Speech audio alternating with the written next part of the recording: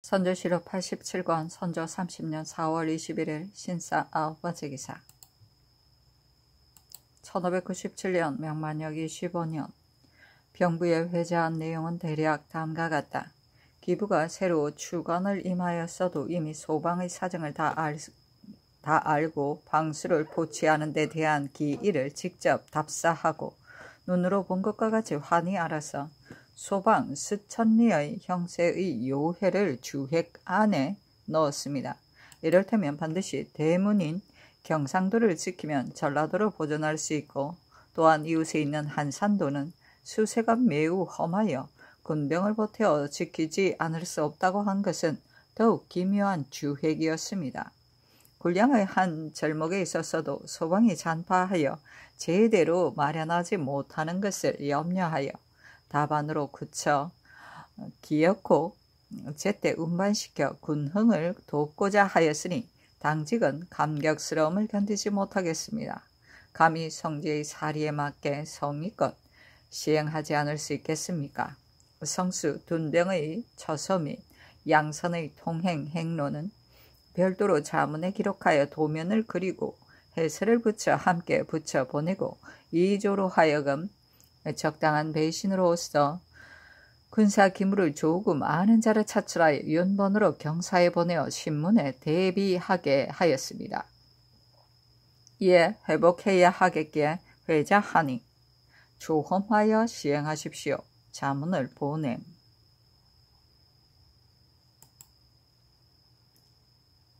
선조실록 87권 선조 30년 4월 22일 이무 첫 번째 기사 양사가 연희와 황정욱의 일을 아뢰니 답하였다.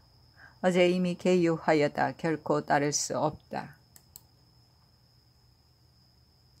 선조실록 87권 선조 30년 4월 22일 이무 두 번째 기사 허주가 아뢰기를 경외의 각참에서 군량을 방출할 적에 중국인들이 관원의 하인을 난타하고 임의로 가져가서 수량이 적은 양곡이 손실이 적지 않으니 중국 장수 한 명을 별도로 차출하여 그의 입회 하에 방출할 것을 승문원으로 하여금 양 총병 및 뒤에 오는 장관에게 이자하게 하는 것이 어떠하겠습니까? 하니 아랜대로 하라고 답하였다. 선조실록 87권 선조 30년 4월 22일 이모 세 번째 기사 비변사가 아뢰기를 통제사 원균의 장계에 안골포, 가덕도 두 곳은 적세가 고립되어서 수군이 몰아낸다면 수군이 섬멸되기가 쉬울 것이라고 하였고, 또 우리나라가 30만의 정병을 얻을 수 있으니 4, 5월 안에 수륙으로 대거 출동하여 한번 승부를 결단하자고 하였습니다. 그가 적을 치려고 하는 듯이 매우 결연합니다. 신들도 오늘날의 형세가 매우 버티기는 어려울 것을 염려하고 있으나 적이 험조한 것에 등거하고 있으면서 둔전에서 울량하여 주인으로서 손을 기다리고 편히 쉬면서 우리가 힘들기를 기다리기는 형세가 되었으니 우리나라 수륙의 군병이 날로 더 피곤하여져 마침내 저절로 무너지는 형세가 될까 두렵습니다. 진실로 탈만한 기회가 있으면 더불어 한번 승부를 결단하는 것은 그만둘 수 없는 일이지만 저들에게는 탈만한 기회가 있고 우리에게는 탈만한 기회가 없다면 그 형세는 저절로 수수방관하고 앉아서 기회를 놓치는 데에 이르고 말 것인데, 오늘날의 일이 바로 앉아서 기회를 놓치는 데 이르고 오늘날의 일이 바로 그렇습니다. 참으로 힘이 적을 제압할 수 있다면 마땅히 기미를 잘 판단하여 이로써 형세를 취하되 마치 빠른 우레에는 미처 귀를 막지 못하듯이 하여야 할 것이지 어찌 천리 밖에서 싸움을 청할 것이 있겠습니까? 안골포는 지세가 육지와 이어져서 육군이 진격할 수도 있겠지만 가덕도는 바다에 있어서 수군이 아니고서는 전진할 수가 없으니 장계의 뜻은 상량이 부족한 듯합니다. 그리고 30만의 정병은 4, 5월 내에 소집하기가 용이하지 않습니다. 다만 제때의 적을 섬멸해야지 지연시켜서는 안 된다는 뜻으로 참으로 원균이 아랜 바와 같습니다. 이런 도채찰사와 도원수가 형세의 편물을 자세히 참작하고 시기의 득실을 잘 요리하여 좋은 대로 처리할 일이지 멀리 조정해서 통제할 수는 없습니다. 이런 내용으로 속기 도우채찰사와 도원수에게 밀유하여 다시 사세를 살펴 치게 하는 한편 가능함을 보아서 진격하여 사기를 놓치는 일이 없도록 하라고 하는 것이 어떠하겠습니까? 하니 전교하기를 나의 뜻은 안 된다고 여긴다. 그러나 시험하여 보라고 하유하는 것도 괜찮겠다 하였다. 하지 말았어야지. 선조실록 87권 선조 30년 4월 23일 개미 첫 번째 기사. 장령 이철 대사원 노지 헌납 김신국 대사관 신식 사관 한증겸이 와서 황정욱의 일을 아뢰니 상이 답하였다. 진실로 환수할 것이라며 어찌 수개월 동안 망설임에서 스스로 사정을 따른다는 비난을 사겠는가. 참으로 이는 다른 사람이 아니고 곧 원훈인 구신으로서 왕자를 보호하려다가 잘못 이 죄에 빠져들었으니 그 정상이 용서해 주어야 할 여지가 있다.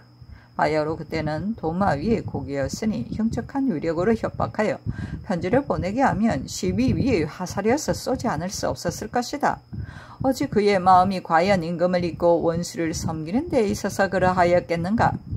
기필코 이 법으로 다룬다면 또한 억울하지 않겠는가. 오랫동안 형극 속에 있다가 이제 곧 죽게 되었으나 풀어주어 고향으로 돌려보내어 공신을 보존하는 것이 조정의 채무에 있어서 좋겠다. 이는 참작하여 차라리 하지 않을 수 없는 일이다. 지리하게 논집하는 것은 온편하지 못하다. 윤화하지 않는다. 선조실록 87권 선조 30년 4월 23일 개미 두 번째 기사. 호주가 아래기를 역적 송유진, 이몽학 등에게서 정몰한 가재, 전답, 노비 등을 어떻게 처리하였는가를 전교하셨습니다. 역적 송유진의 가재, 전답, 잔물을 각기 그 고을에서 회개할 것으로 지난 가보년 6월 13일 계목을 작성하여 입게하니 홍은기 등에게 나누어주라고 판하였습니다. 때문에 은기 등 15명에게 곧바로 나누어 주었습니다.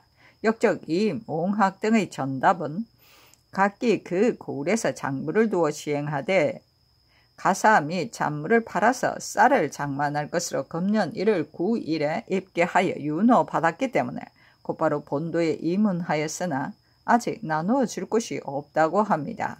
하니 알았다고 전교하였다. 선조실록 87권 선조 30년 4월 23일 개미 세 번째 기사. 묘시와 진시의 사방에 안개가 끼고 우시에는 햇무리가 졌다.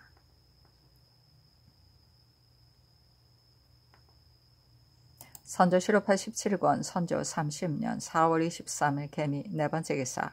황우한을 계승뉴스에 민준을 한승부 좌윤에 우준민을 승종은 우승지에 김홍미를 좌부 승지에 김신원을 우부 승지에 권희를 동부 승지에 이상일을 사헌부 치비에 유몽인을 시강은 필선에 송선을 형조 정랑에 이이첨을 병조 좌랑에 윤탁을 병조 좌랑에 이시언을 수원 부사에 박춘무를 인천 부사에 최동망을 임천 군수에 성진선을 해주 판관에 제수하다. 선조실록 87권 선조 30년 4월 24일 갑신 첫 번째 기사. 지평 남이신 대사원 노직 지비 이상이 장령 김대래 헌납 김신국이 대사관 신식 사관 한증겸이 와서 전에 아뢰한 황정욱의 일을 아뢰니 답하였다. 이는 그렇지 않다. 제 몸뿐만 아니라 왕자가 있어서 왕자를 보호하고자 하여 그렇게 한 데 불과하니 이것이 정상으로 보아 용서할 수 있다는 것이다. 훈구 신하로서 나의 아들을 위해 한 일이니 내가 무관심하지 못한 것도 정리상 없지 못할 일이다. 기엽고 이처럼 논집하여야 되겠는가? 윤허하지 않는다. 선조시로 87권 선조 30년 4월 24일 갑신 두 번째 기사 예조가 아래기라. 세자가 입항리에는 오래 이에 실려 있으나 처음에 변란으로 인하여 미처 거행하지 못하였습니다. 환도한 뒤에 상께서 아직 시학을 하지 않으셨기 때문에 의논이 여기에 미치지 않았으나 이제 사관원의 계사로 인하여 대신에게 의논하니 동궁은 예문대로 입학함이 마땅하다고 합니다. 일관으로 하여금 날짜를 가려서 거행하게 하는 것이 어떠하겠습니까? 하니 아랜대로 하라고 전교하였다. 선조시로 87권 선조 30년 4월 24일 갑신 세 번째 기사 비만기로 정원에 전교하였다. 지금 각 고을의 창고가 텅 비었는데 그 비축의 책임은 수령에게 있다. 근래 보건대 수령이 도로는 다수 조치하여 보고한다고 하니 나라를 위하는 그 성의가 지극히 가상하다. 이런 수령은 각별히 포장한 뒤에야 다른 사람도 권려되는 바가 있어 군량이 저절로 비축될 것이다. 전후 별도 조치를 회개하여 이렇게 올린 수령을 초출하여 경중에 따라 논상할 것을 의논하여 아래도록 호조에 이르라.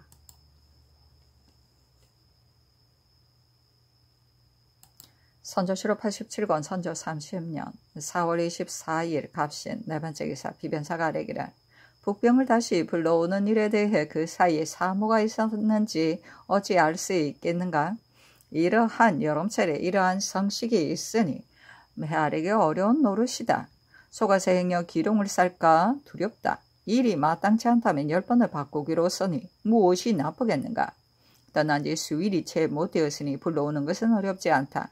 그러나 신급제 및 전일에 전교한 포스로 팔을 갈라서 대신 보내면 오랑캐의 간담을 찢어 놓기에 족할 것이다고 전교하셨습니다. 수백 명의 군졸이 남하하여도 별 보탬은 없고 북도의 방비만 매우 허술하여졌겠기에 전일 사세를 참작한 바 돌려보내지 않을 수 없다고 했던 것입니다. 더군데 보낼 정병이 어제 작별하고 모두 길을 재촉하여 돌아갔다고 합니다. 지금에 와서 다시 불러드린다면 명령이 전도될 뿐만 아니라 일제히 불러오지 못할 것도 염려되는 한 반면 또 원망이 생겨서 도망치는 패단도 우려하지 않을 수 없는 일입니다. 묻 의논이 이와 같아서 어쩔 수 없이 다시 여쭙니다. 하니 전교하기라. 알았다. 이 일에 대해 오응태에게 속은 것이 아닌가 싶은데 종당에는 구처하겠다. 변장이나 번호가 이것 때문에 조정을 경시하지 않을 것이라고 기필할 수 없다 하였다. 선조시로 87권 선조 30년 4월 25일 을리오 첫 번째 기사 정원이 아래기를 직비사 영국윤이 서쪽에서 들어왔다고 합니다. 하니 알았다고 전교하였다. 선조시로 87권 선조 30년 4월 25일 을리오 두 번째 기사 지평 남희신과 헌납 김신국이 전에 아뢰었던 황정욱의 일을 아뢰니 답하였다. 이미 요시하였다. 연호하지 않는다. 선조시로 87권 선조 30년 4월 25일 을리오 세 번째 기사 지평 남희신이 아뢰기라. 종성판관 홍응봉을 파직시키소서 하니 답하기를 홍응봉에 대해서는 이미 서경을 받고 배사하는 날에 기엽고 논집하는 것은 사체에도 손상이 된다. 풍문의 말 또한 다 사실일 수도 없고 무인의 행동을 다 책망할 것도 아니다. 그대로 보내어 심하여 보도록 할 것이요. 꼭 개차할 필요는 없다 하였다. 무인의 행동을 다 책망할 거 없다는 말은 뒤패단이 없지 않을까 두렵다.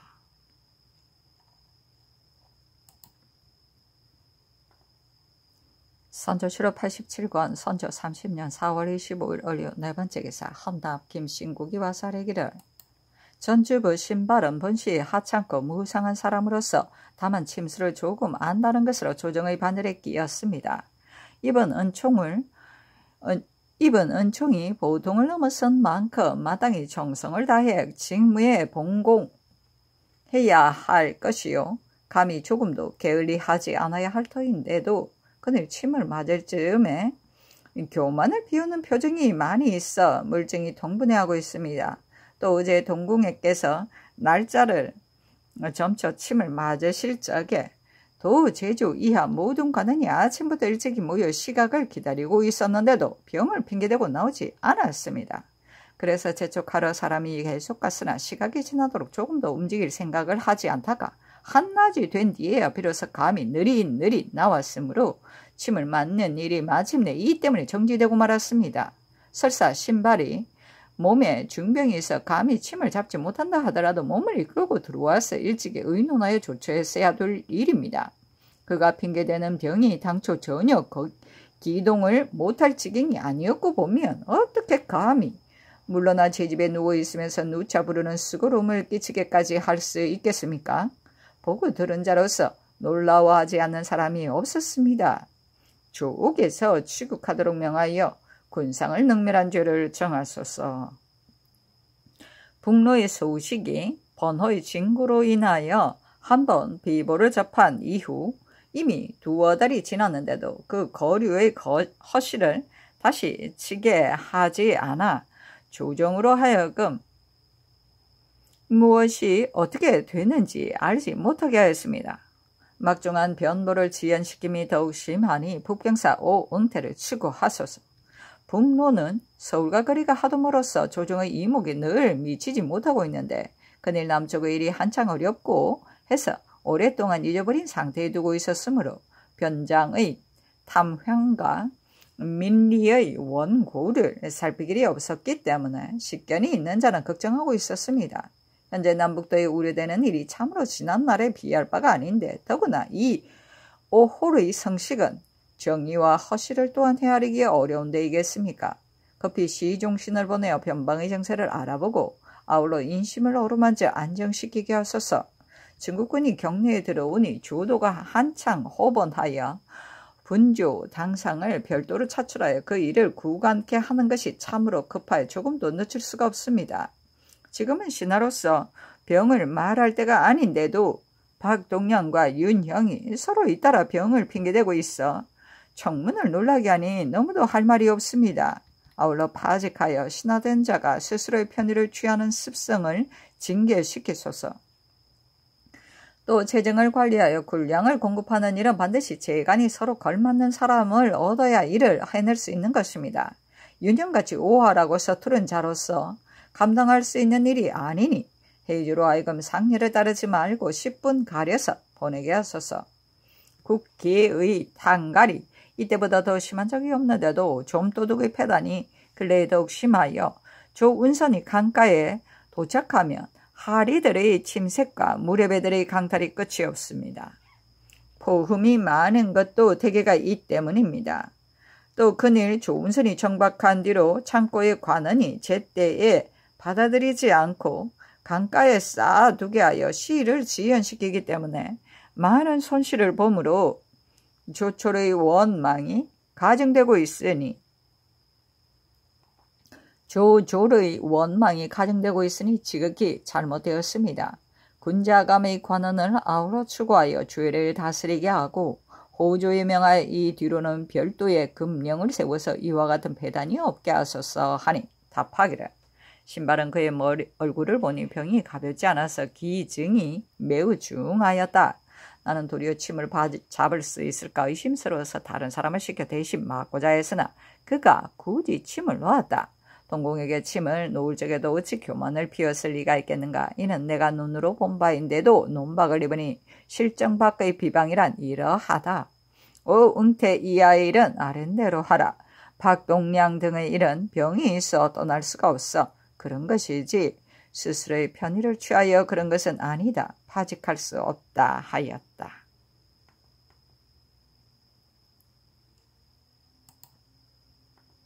선조실록 87권 선조 30년 4월 25일 을요 5번째 기사.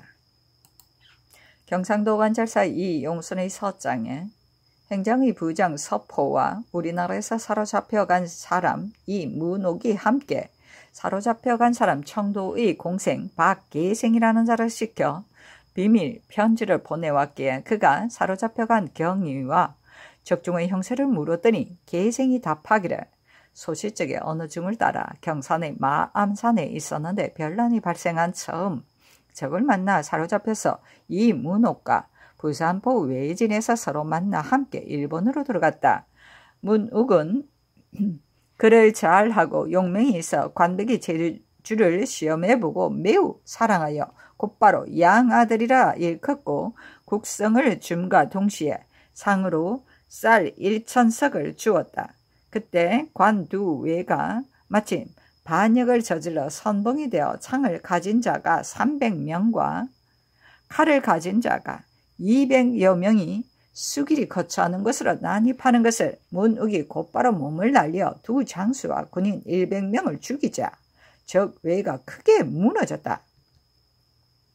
수길이 매우 기뻐하며 양마 3필, 은안 5지, 쌀 1,000석, 금의 50건, 저단이 50건, 환갑 50병, 창 15병, 장검 3병, 조총 7지, 종 360명, 군관 34명을 상으로 주었다. 이로 말미암아 총애가 더욱 두터워지자 여러 신하들이 시기하여 수길의 첩을 간통하였다고 무고하였는데 수길이 비방을 일으킨 데는 반드시 까닭이 있겠으나 재주가 많고 공이 있어 내가 참아 죽이지 못하겠다 하고 드디어 행장의 부장을 삼아 공을 세우도록 하였으므로 중국 사신이 나올 적에 함께 부산에 왔다. 적정은 20만의 병력을 시방 조발하여 5, 6월에 바다를 건너 부산에서 합진하고 7, 8월경 싸우기로 계획이 되어 있다. 그러나 우리나라의 병력이 매우 훈련되어 있고 전력을 말끔히 치워 양식이 없앴다는 소식을 듣고 왜군이 모두들 매우 두려워하고 꺼려서 서로 간에 조선에서 죽을 바엔 우리나라에서 죽는 것이 낫다 하며 서로 도피하는데 목을 베어도 금지시키지 못한다. 비록 30만이라 하지만 많이 조발할 수는 없을 것이다. 수길이 여러 장수들에게 통지하기를 조선의 병력이 조금 훈련되었으니 진주, 경주처럼 군사가 강한 것은 함부로 먼저 침범하지 말고 반드시 병력이 약한 것을 먼저 공격하여 아군의 군사를 확장하라. 공격할 수 없을 것 같으면 기필코 싸울 것 없다. 행장과 청정이 선봉이 되어 서로 번갈아 드나들며 날마다 싸우라고 하니 행장은 전투를 싫어하여 군사를 조발한다는 말을 듣자 곧바로 심한 도노를 보내 조선이 앞으로 호피 1,000령과 쌀 10만 곡을 왕제를 볼모로 보낼 것이다 하고 거짓말을 만들어 군병을 막고자 하였다고 하니 심한 도노가 돌아온 뒤에야 강화의 허락 여부가 결정될 것이다. 부산포의 외적은 1,000여 명이지만 용맹스러운 군사는 겨우 200명이고 그 나머지는 모두 쓸 수 없다. 군량은 추미가 겨우 300석이고 정민은 200석이다. 청정의 군사도 날마다 도망쳐서 형세가 별로 확장되지 못하였으니 수륙으로 공격하여 들어간다면 수고롭지 않게 섬멸할 수 있을 것이다.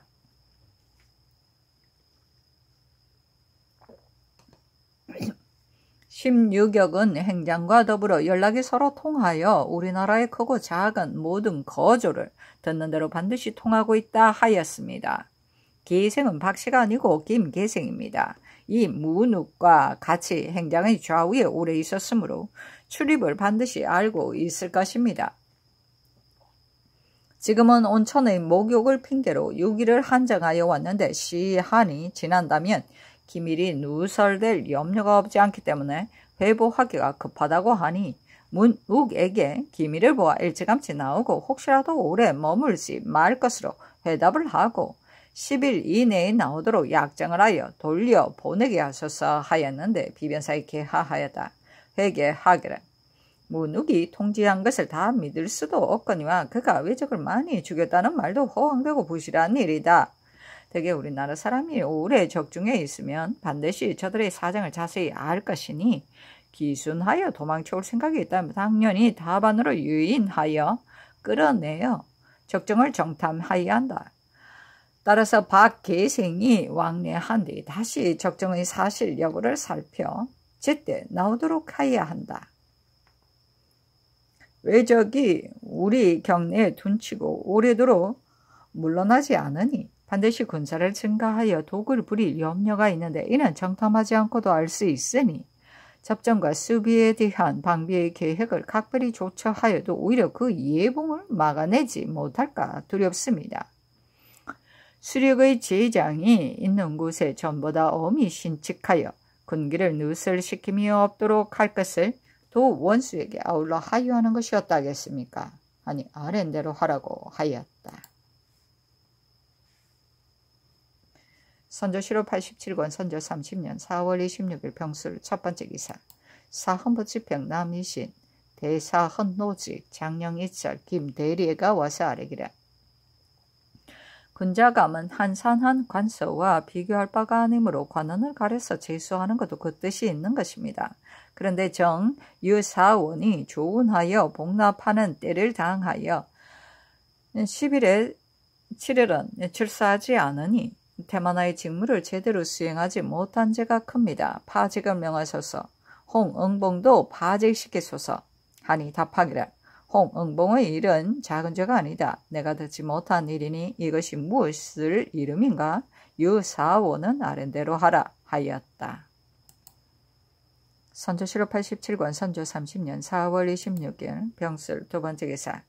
해평부 원군 윤근수가 아뢰기를 북병을 돌려보내지 말고 모두 남쪽으로 내려보내라는 일은 어제도 번거로이 아뢰었으나 마침내 돌려보낼 것으로 귀결되었으니 신은 적이 민망스럽습니다. 당초 의논한 신하들이 북병을 반드시 불러오자고 아뢰는 것은 오직 우리나라의 군병이 너무 취약하여 외적만 보면 번번이 달아나고 감히 접전하지 못하기 때문에 외적이 깊숙이 몰아쳐 천리 땅을 짓밟도록 다시 그 영세를 막아낼 수 없던 것을 오직 북병만이 외적이 단천 길주에 도착하였을 적에 적과 대항하여 힘껏 싸워 승리를 거두고 참핵이 매우 많았던 때문인 것으로 이는 이미 시험해 본 것입니다. 지금 바야흐로 둔병하여 방수하는 것은 외적이 다시 올 것에 대비하자는 것인데 다른 군병은 수가 아무리 많아도 위급한 사태에 믿을 것이 못되고 오직 북병이라야 기회를 타고 무찌르기를 기대할 수 있으니 승패가 여기에 달려 있습니다. 이것이 징발하여 남쪽으로 내려보내는 이유인 것입니다. 이번에 번호가 진거한 것은 이미 그 허갈 여부를 알 수 없고 또 그 뒤에 다시 연이어 보고가 없으니 어찌 그것이 북쪽 변방 사람이 번호를 시켜서 어떻게 진고하게 한 것이 아니라는 것을 보정할 수 있겠습니까? 외적의 보고에 의해서는 표류민 및 요시라 등의 글 외에도 훈련된 군사 20만이 5, 6월에 바다를 건너니 형세상 반드시 군사를 일으켜 침범해 올 것이다 라는 등의 말이 이번 채찰사의 장계에도 또 있었습니다. 채찰사는 몸속 곤외의 책무를 1위만 사람인 만큼 눈으로 보고 귀로 들은 다음 마음으로도 헤아렸을 것인데 어찌 헛되이 형세가 반드시 올 것이라는 말을 하였겠습니까? 그렇다면 외적이 다시 침범해 오리라는 것을 이후의 보고를 기다리지 않고도 앉아서 헤아릴 수 있습니다. 이런 때를 다하여 이미 징발하여 서울에 도착하였고 또 승패가 달린 북병을 갑자기 돌려보내도록 한다면 이것이 어찌 오늘날의 좋은 계획이겠습니까? 우리나라가 걱정하는 것은 남외와 북호인데 지난날 고려 때 윤관이 변경을 개척하여 드디어 북호의 원망을 불러 일으켰으나 본지만 침범하고 끝내 깊이 들어오지는 않았는데 외적은 경기와 하삼도 등을 유린하여 천리에 다시 인연이 끊기게 한 적이 한두 번뿐만이 아니니 그 화는 북호보다 훨씬 심합니다. 그런데 지금은 또 조총까지 보태었으니 더욱 대적할 수가 없습니다. 이 때문에 거침없이 횡행하여 평양에까지 곧장 닥쳤으니 북호의 화는 비교한다면 사지의 화이고 남외의 화는 심장부에 와 있는 것입니다.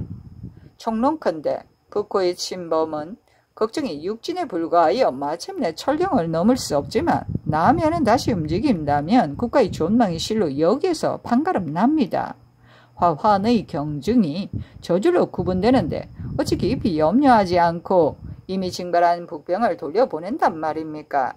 용맹을 분발하여 진격하는 데는 한 명의 군졸도 관계가 있는 것인데 수백 명의 군졸이 어찌 보탬이 없다 할 수 있겠습니까?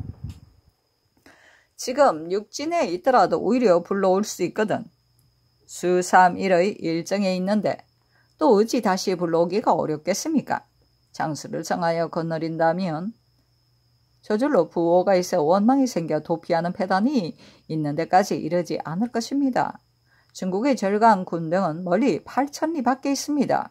그런데 우리나라가 매번 남병을 요청하면서 원망을 살까 염려하지 않으면서 도리어 우리나라 북병을 다시 부르는 데는 원망이 생길까 염려하십니까? 그리고 외적의 보고는 날로 급하고 번호의 보고는 다시 없으니 그 사이에 완급을 저절로 알 수 있습니다.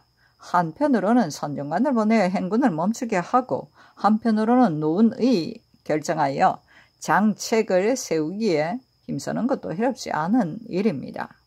망령된 생각에는 적봉을 꺾는다는 이보다 더 나은 방법이 없기에 번거롭게 외람됨을 피하지 않고 감히 다시 청문을 더럽히는 바이니 바라건대 특별히 성명께서 결단을 내리시어 당장 분명한 지비를 내리시어 큰 계책을 봉행하게 하소서 하니 답하기를 이 일은 참으로 이와 같은 점이 있다.